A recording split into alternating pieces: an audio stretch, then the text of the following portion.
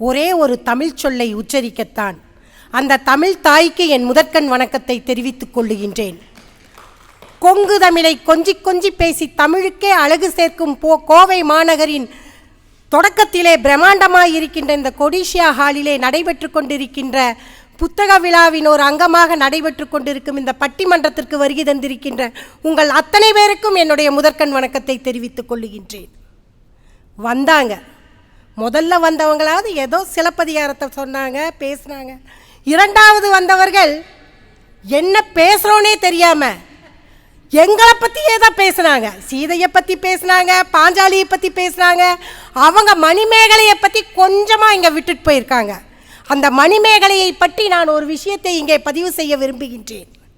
அவர் சிறைச்சாலைகளை எல்லாம் அறச்சாலைகளாக மாற்றுங்கள் என்று சொன்னதை விட புத்தக சாலைகளாக மாற்றுங்கள் என்று சொல்லியிருந்தார் என்று சொன்னால் இந்த சமூகத்தில் ஒரு பெரிய மாற்றமே ஏற்பட்டிருக்கும்.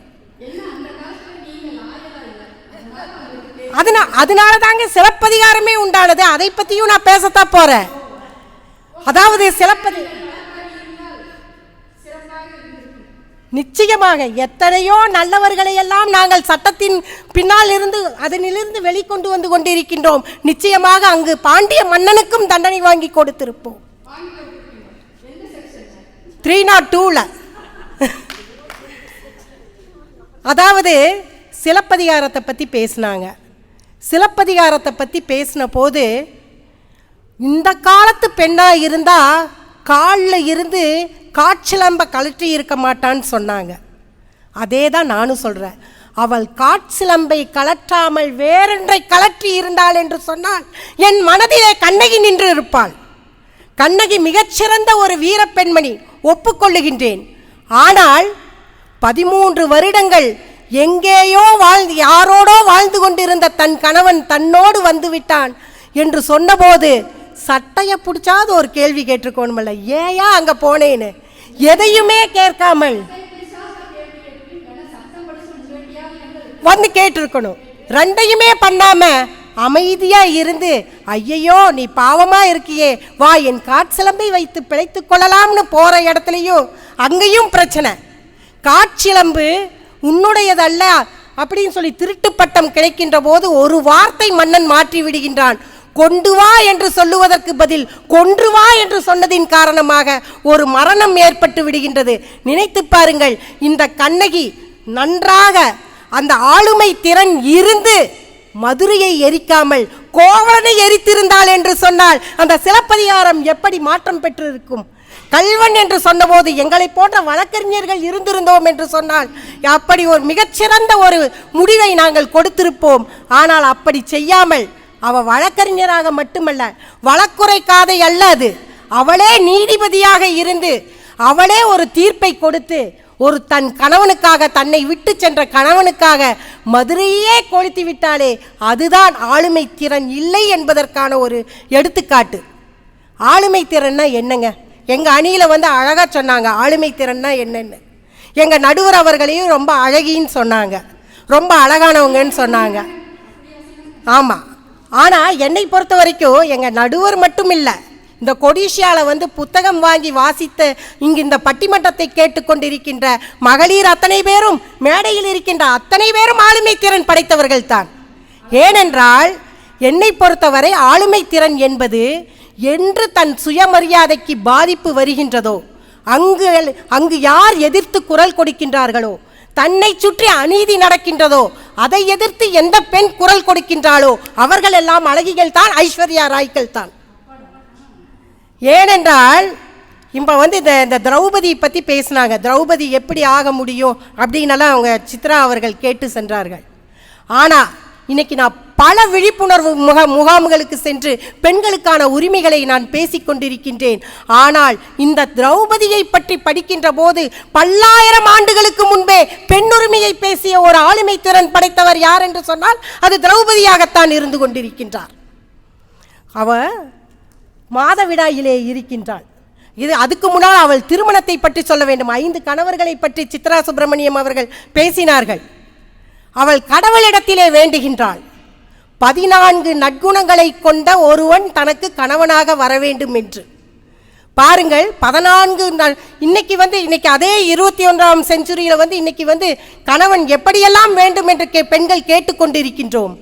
ஆனால் இந்த 90 வரைக்கும் தான் பார்த்தீங்கன்னாக்க எங்கள் பெற்றோர் காமிச்ச பொண்ணை அந்த கணவனும் கல்யாணம் பண்ணிட்டாங்க, இந்த பெண்களும் திருமணம் செய்து கொண்டார்கள்.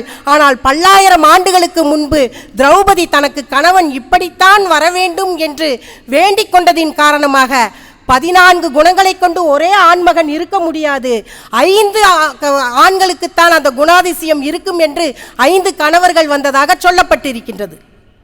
அவள் சபையிலே உட்கார்ந்து வைக்கப்பட்டிருக்கின்றாள். அவள் மாதவிடாயின் காரணமாக தன்னுடைய மாளிகையிலே ஓய்வெடுத்துக் கொண்டிருக்கின்றாள். அப்போது இவர்கள் தாயமாடுகின்றார்கள்.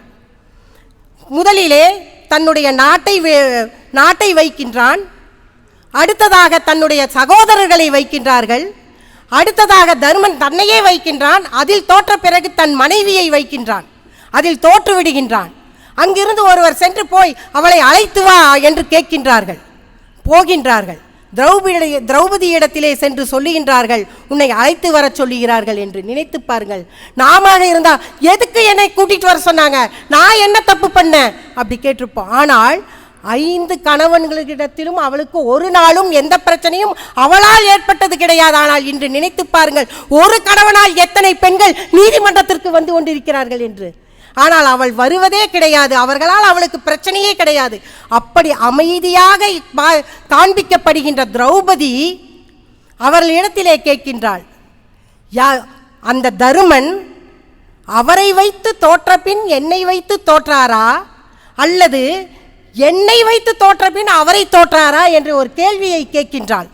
ஒரு கிரைசிஸ் வரும்போது நீங்கள் கஜமுஜன் முடிவெடுக்காம நிதானமாக ஒரு கேள்வியை வைக்க வேண்டும். அதனை திரௌபதி செய்கின்றாள்.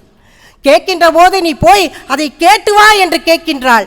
இதையெல்லாம் போய் கேட்க வேண்டாம், நானே பார்த்தேன், அவனை வைத்து தோற்ற பின்புதான் உன்னை வைத்து தோற்கின்றான் என்று சொல்லுகின்றாள். அவனையே தோத்ததுக்கு பின்னால என் மேல் என்ன உரிமை இருக்கின்றது?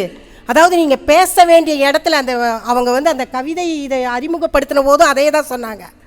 பேச வேண்டிய இடத்தில் ஒரு பெண் பேச வேண்டும், பேசாது இருக்க வேண்டிய இடத்தில் பேசாது இருக்க வேண்டும் என்று. அவள் பேச வேண்டிய இடத்தில் மிகச் சரியாக கேட்டாள். தருமன் தன்னை தோற்ற பிறகு பாஞ்சால நாட்டின் மன்னனின் மகளான என் மீது என்ன உரிமை அவருக்கு இருக்கிறது என்னை வைத்து தோற்பதற்கு என்று. சித்ரா அவர்கள் பேசுகின்ற போது சொன்னார், சபையிலே பல கேள்விகளை கேட்டு கண்ணனைத்தான் கடைசியிலே உதவிக்கு அழைத்தார் என்று. பல கேள்விகளை அவள் அந்த சபையிலே கேட்கின்றாள். நான் ஒருவருடைய மனைவி அல்ல, தருமனினுடைய மனைவி மட்டுமல்ல, அங்கிருக்கின்ற அத்தனை பேருடைய 5 பேருக்கான உரிமையானவள். என்னை தருமன் மட்டும் எப்படி வைத்து சூதாட முடியும் என்கின்ற கேள்விகளை எல்லாம், நியாயமான கேள்விகளை எல்லாம் அங்கு எடுத்து வைக்கின்றாள். அதன் பிறகு அவள் மானபங்கப்படுத்தப்படுகின்றாள். அதற்கு பின் தான் நினைத்து பாருங்கள், நீங்கள் எதோ எல்லா கேரக்டர்ஸையும் சொன்னீங்க, ஆனால் இந்த திரௌபதியின் சபதம் தான் மகாபாரதத்தின் போருக்கே ஒரு தொடக்கமாக இருந்தது. அவள் தன்னை அவமானப்படுத்திய துச்சாதனையும் துரியோதனையும் பழிவாங்க வேண்டும் என்று அவள் இட்ட சாபம் தான் ஆகின்றது. அதே மாதிரி பார்த்தீங்கன்னா திருதராஷ்டிரன் உனக்கு வரங்கள் இருக்கின்றது கேள் என்று கேட்கின்ற போது அவள் சொல்லுகின்றாள், என் தாய் திருநாட்டிற்கு சுதந்திரம் வேண்டும், அடுத்ததாக அடிமைப்பட்டு கிடக்கின்ற என் கணவர்கள் விடுதலை பெற வேண்டும் என்று கேட்கப்படுகின்ற போது நீயும் அடிமையாகத்தானே இருக்கின்றாய், உனக்கு விடுதலை வேண்டாமா என்று கேட்கின்ற போது நீ யாரையா என்னுடைய அடிமைத்தனத்தை பற்றி பேசுறக்கு? நீ யார் அதை பற்றி பேசுறக்கு? நான் எங்கேயுமே அடிமைப்படுத்தப்படவில்லை. சுதந்திரம் என்பது பிச்சை அல்ல, ஒருவர் போட்டு இன்னொருவர் பெற்றுக்கொள்வதற்கு இந்த சமூகத்தில் பிறந்த அத்தனை பேருக்கும் எல்லா உரிமைகளும் இருக்கின்றது.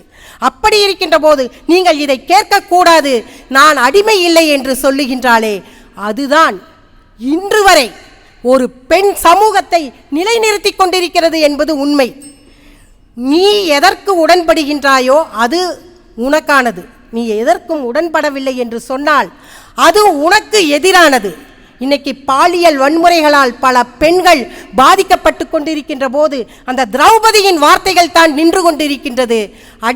அதாவது நீ பாலியல் வன்முறைக்கு நீயாக சம்மதித்து போனாய் என்று சொன்னால் அது உன் தவறு, அது நடக்காதவரை அது உனக்கானது அல்ல என்ற அந்த ஒரு சொல் இருக்கின்றதே, அதுதான் இன்று வரை பெண்களுக்கான உரிமைகளுக்கான குரல்களாக இருந்து கொண்டிருக்கின்றது.